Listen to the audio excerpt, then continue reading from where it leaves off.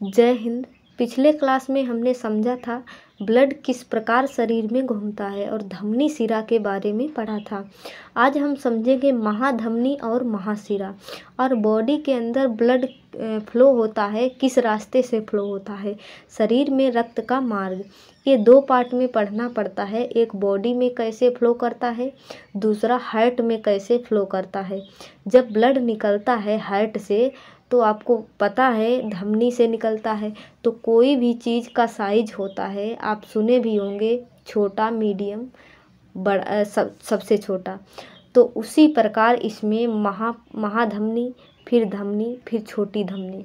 उसी प्रकार इसमें पहले महाशिरा, फिर शिरा, फिर छोटी शिरा। अब दोनों जब मैच कर जाते हैं केशिका से, ब्लड जो हार्ट में पंप करता है वो किस में पंप करता है, तो महाधमनी में।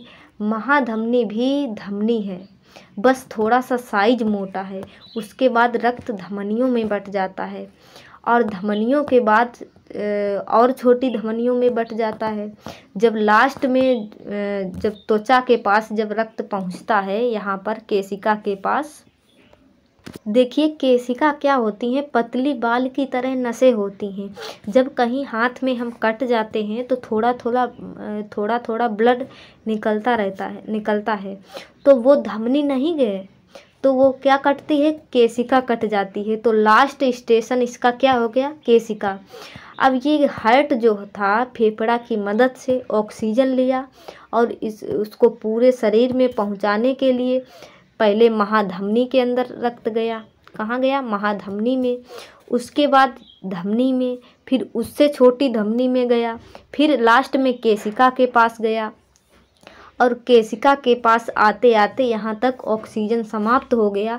जब ऑक्सीजन समाप्त हो गया तो CO2 को लेकर छोटी शिरा लेकर आई यहाँ तक, और छोटी शिरा से CO2 को लेकर यहाँ इधर शिरा में आया, और शिरा से महाशिरा में, और महाशिरा से हार्ट में। और हार्ट किसको दे देगा, हार्ट फेफड़े को दे देगा इसमें ऑक्सीजन मिलाने के लिए, ताकि फिर, और जब फेफड़े में रक्त जाएगा वहाँ से ऑक्सीजन मिलाएगा।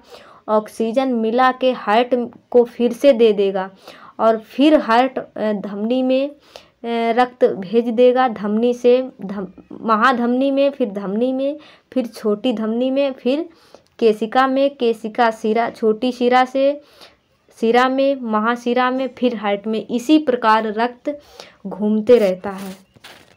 ये रक्त का मार्ग था शरीर में। अब आपसे क्वेश्चन पूछेगा, ये तो आपको पता है कि धमनी में शुद्ध रक्त बहता है और शिरा में अशुद्ध रक्त बहता है। पिछले वीडियो में हमने बता दिया। वह कौन सी जगह है जहाँ शुद्ध और अशुद्ध एक साथ मिल जाते हैं, तो वो क्या है, केशिका है। केशिका पतली नसों की तरह होती है। जैसे ब्रेन में, त्वचा में जो पतली नसें होती हैं उन्हें केशिका कहते हैं।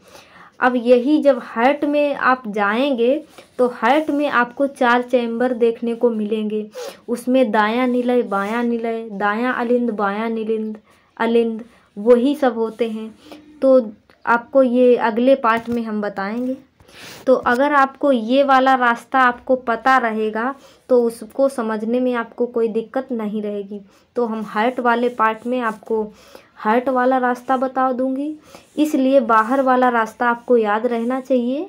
अब देखिए, ये जो ब्लड फ्लो हो रहा है, इस ब्लड को फ्लो होने से शरीर में टेम्परेचर बना रहेगा, क्योंकि किसी भी चीज़ को गति कराइएगा तो उसमें ऊष्मा उत्पन्न होती है।